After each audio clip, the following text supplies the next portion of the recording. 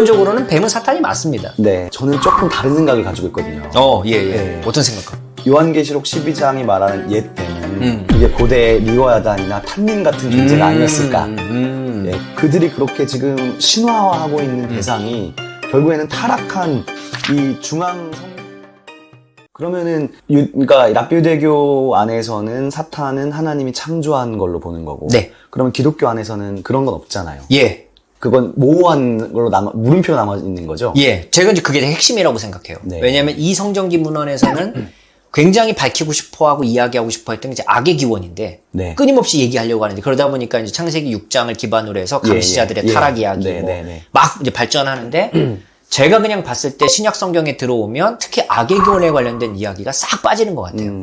유일하게 수용하지 않은 내용인 것 같습니다. 그 목사님 또 책에서 창세기 3장에 뱀과 사탄은 이제 관련이 없다. 근데 이제 많은 크리스찬들은 딱 본 순간 그 사탄이라고 그럼요. 딱 자동적으로 연결하니까 그렇잖아요. 네. 근데 어쨌든 이제 정경 전체를 놓고 봤을 때 요한계시록 12장에 보면 그런 표현이 나오잖아요. 그 옛뱀 그렇죠. 그리고 용이라고도 하고 또 사탄이란 말도 나오나요? 그러니까 맞습니다. 옛뱀이라고 하면서 용이라고 하면서 사탄이라고 하는데 그러면 거기서 요한계시록이 가리키는 옛뱀은 어떻게 생각하세요? 그 에덴 동산 뱀입니다.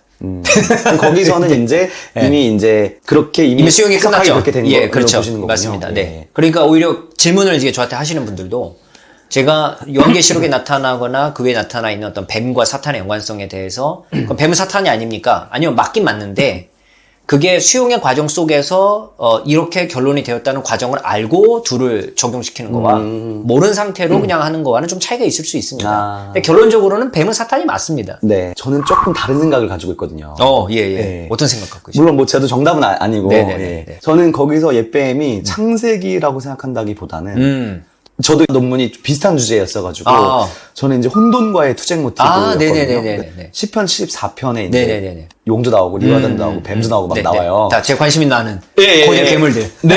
그래가지고 이제 목사님 이제 뒤로 가셨지만 저는 이제 앞으로 갔었어가지고 그러니까 고대 근동으로 저는 앞쪽으로 가가지고 이제 했는데 저는 이제 방법론이 전통사였거든요. 그러니까 전통사는 문헌으로 전승되는 게 아니라 고대 근동 세계가 공유하고 있는 모티브가 있는 거예요.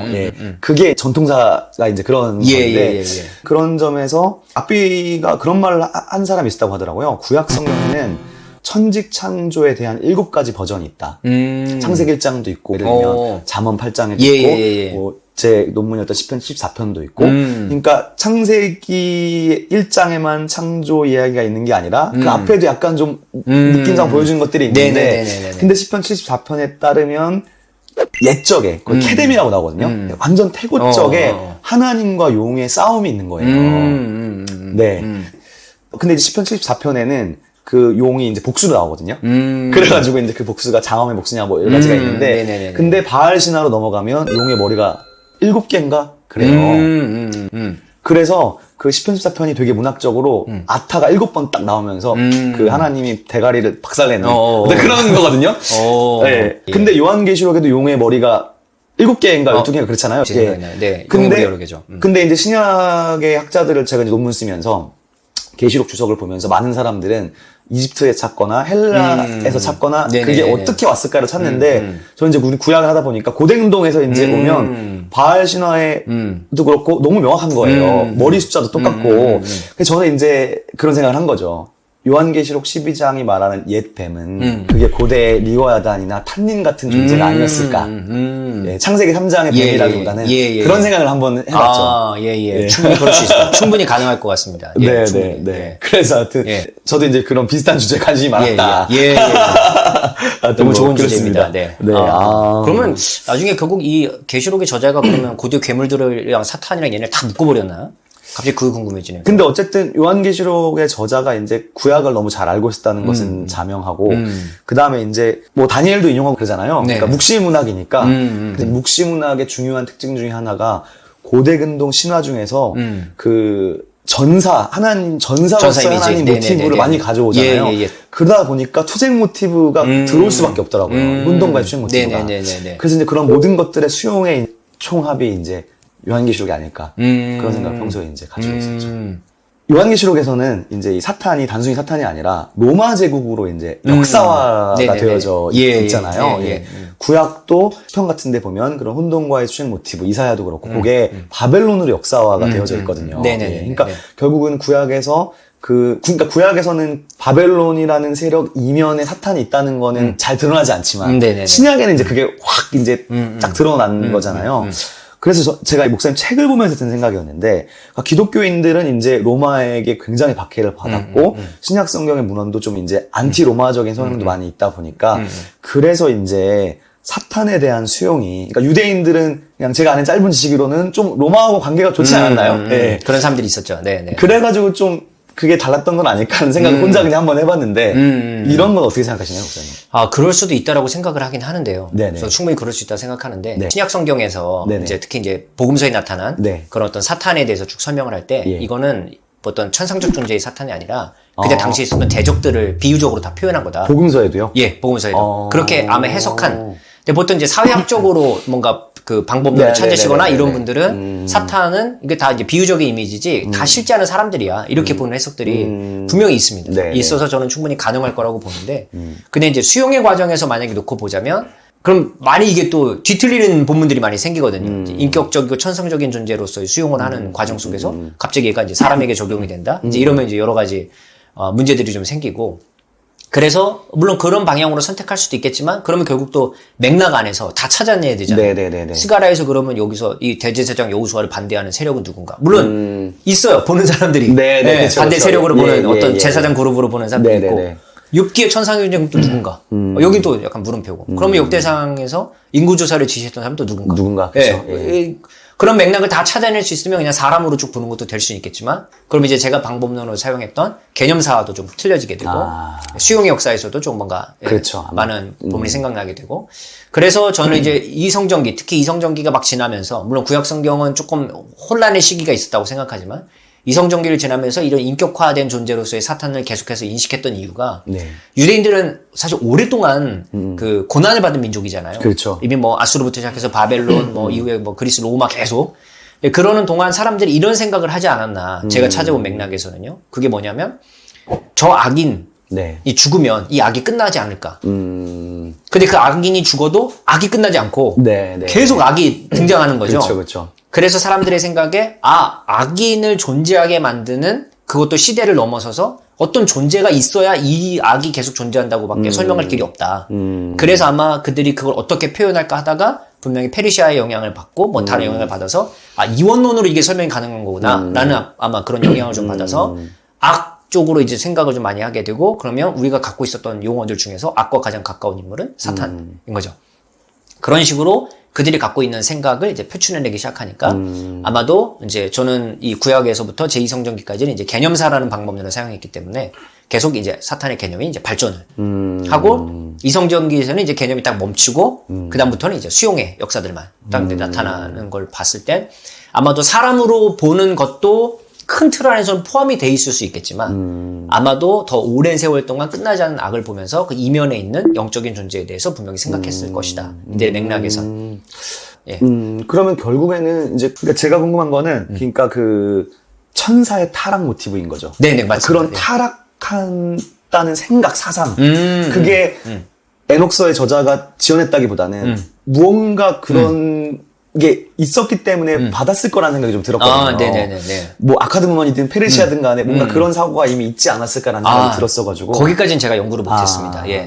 그냥 있는 문헌에서만 보다 보니까 그 중에서는 이제 에녹일서가 거의 출발점이었죠. 근데 분명히 거기도 갑자기 생겨나진 않았을 거고, 저도 말씀하신 것처럼 어딘가에 영향을 받았을 것 같긴 한데, 만약에 제가 악의 기원이 계속적으로 수용에 있었고 거기가 주된 관심사였다면 아마 그 기원을 더 찾아갔을 것 같아요. 악의 기원. 근데 이제 이건 수용에서 어쨌든 빠지게 되고 이성전기의 때나 조금 관심 있는 내용이었으니 저는 이제 거기까지 범위를 넓히지 못했기 때문에 저는 이제 그 이상은 잘 모르는 영역입니다. 그 목사님 책에서 그 에녹서 그런 얘기도 나오지만은 쿰란 문헌 이야기도 하잖아요. 맞습니다. 그러니까 쿰란 공동체에서 나오는 문헌들도 굉장히 묵시적이고 맞습니다. 그쵸. 적대적인 얘기 많이 나오고 빛의 아들들과 어둠의 아들들, 그다음에 그 멜기세덱 얘기도 나오잖아요. 맞습니다. 멜기세덱이 누구랑 싸우지? 하여튼 멜기세덱이 거의 메시아 같은 맞습니다. 존재잖아요. 예, 예. 예. 근데 쿰란 문헌에서 사실은 결론적으로 그들이 그렇게 지금 신화화하고 있는 대상이 결국에는 타락한 이 중앙 성소다 보니까 이제 뭐 하박국 페시아 같은 것도 보면은 결국 그런 얘기잖아요. 그들을 비판하는 이야기들이니까 뭔가 그렇게 사람을 그렇게 이제 악마화한다고 할까요? 아, 맞습니다. 어떻게 본다면? 예. 그러니까 저도 그게 동의하면서도 아까 이제 말씀드린 것처럼 비슷한 이야기가 초대 교부 문헌들에도 나오는데 교부 문헌들에서 예수 그리스도를 하나님의 아들로 인정하지 않는 사람들의 모임을 사탄의 회당 이렇게 이제 불러버리는. 근데 결국 사람이잖아요. 그런데 이 사람들이 그러면 사람이니까 사람이 사람을 죽일 수도 있고 이 사람은 나이가 병들면 죽을 수도 있는데 더 악은 사라지는 게 아니니까 결국 이면에 이런 일들을 지속적으로 만들어내는 사탄의 존재가 이제 있는 거고 거기에 그 사탄의 영향을 받거나 사탄의 어떤 뭐 노예가 되거나 어떤 방식으로든 그 영향에 의해서 지금의 악인들이 이제 있기 때문에 사탄이라는 것 안에는 인간의 영향을 항상 같이 껴 있는 거고 그렇죠. 예, 하지만 그 인간을 조절하고 유혹하고 시험하는 더 큰 존재로서의 우두머리로의 사탄이 있기 때문에 예, 그렇게 이제 저는 봤을 때 사탄이라는 그 어떤 악한 영들의 우두머리가 이제 있고 인간은 이제 그의 영향을 받은 존재들인 거죠. 어찌 보면. 예. 아, 네. 그러면 목사님이 보실 때 사탄하고 마스테마는 다른 존재인가요? 같은 존재입니다. 같은 존재인데 네이밍이 다른 거죠. 네네네. 그러니까 사탄, 마귀, 마스테마, 아자젤, 바알제불 다 같은 우두머리급 존재들. 근데 이제 뭐 더 연구를 이제 해보고 싶다면 이제 이성전기에 왜 사탄 외에도 다른 이름들이 그렇게 많이 나오기 시작했을까? 뭐 이런 것도 좀 더 설명했으면 당연히 또 좋았을 거고. 원래 다 논문 쓰고 나오고 또 책 쓰고 나면 아쉬운 점들이 항상 있잖아요. 아, 요거 좀 더 했으면, 요거 좀 더 했으면. 결국에는 예수님의 축기 방식은 그러니까 이제 AD 1세기 당시에도 축기한 사람들이 많았던 거잖아요. 역사적 예수 연구 같은데 보면은 보통 그런 거 많이 이렇게 양식화되어져 있더라고요. 갑자기 그 학자 이름 생각이 안 나네. 그 역사적인 수염으로 유명한 하여튼 양식 비평한 사람이었는데 갑자기 생각이 안 나네요. 누구냐요? 크로산? 아니요. 슈바이처? 아니요. 더 유명한 사람인데. 근데 예수님의 방식은 저주 의식이 그러니까 그런 의식이 아니셨던 거잖아요. 아, 맞습니다. 네, 그렇죠. 그러니까 다른 사람들은 뭔가 그런 의식적인 거 이제 뭔가 뭐 그런 마법문을 읽는다든지 주문을 읽는다든지 그런 거였는데 예수님은 그런 방식이 아니셨던 거잖아요. 그렇죠. 맞습니다. 네. 그래서 여기도 그런 얘기가 있었잖아요. 있습니다. 초반에 있습니다. 네. 그래서 그런 부분도 아주 좋았던 것 같습니다. 그런 것도 밝혀주고. 저는 좀 체험이 많아요. 귀신 체험이. 네네네네. 그래서 이제 어렸을 때 이제 귀신 수련회 때 귀신 들린 친구도 있었고. 네, 저도 경험이 있습니다. 있으세요? 그래서 더 약간 그러다 보니까 저는 그때 이제 교회 안에서 그렇게 이제 축사 의식도 많이 하고 그리고 귀신이 오래 들어가 있었고 그러니까 제가 생각할 때 그거는 정신병이 아니었어요. 제가 볼 때는. 왜냐하면 굉장히 긴 시간이었고 그 다음에 옮겨 다녔었어요. 제 목요 그런 일이 있었거든요. 그래서 이제 그런 것 그리고 이제 그때 막 하는 그 사람이 하는 말 여러 그런 것들 좀 그런 경험들이 좀 있었다 보니까 그래서 이런 기원도 그렇고 요 책도 그렇고 또 이렇게 뭔가 단순히 그런 실제 현장적인 것을 넘어서 성경에서 일단 이런 것들을 좀 밝히는 것도 사탄의 존재를 이제 밝힌 거잖아요. 내 이름이 무엇이냐? 네, 그런 면에서 좋지 않았나. 그리고 결론적으로 한국교회사를 다루셨잖아요. 예, 맞습니다. 네, 그죠. 거기까지 너무 좋았어요. 그러니까 우리 한국 초기 교회사에서도 이런 일이 있었고 축기 끝들이 있었고 그것들을 맞습니다. 어떻게 해왔는지도 다루면서 조금 더 확실히 현장감이 있었던 것 같아요. 저는 단순히 그게 개념화라고 생각하지 않거든요. 그래서 한국교회사까지 다루는 것들이 저한테도 굉장히 인상적이었다는 생각이 들었습니다. 이 B2M 성서학 채널에 나와주셔서 너무 감사드립니다. 네, 제가 감사합니다. 네, 하여튼 많은 분들이 이 책도 구매하셔서 읽어보시면 아마 흥미롭게 특히 뭐 외경, 위경, 제2성전기 문헌에 대한 언급들이 굉장히 많이 있기 때문에 거기에 이제 어떤 텍스트들이 있는지 살펴보는 것만으로도 제 생각에는 큰 의미가 있을 거라는 생각이 들어요. 그래서 많은 분들이 또 구매하시고 보면 좋지 않을까 싶습니다. 네, 그러면 오늘 여기까지 하도록 하겠습니다. 그럼 감사합니다. 네, 안녕히 계세요.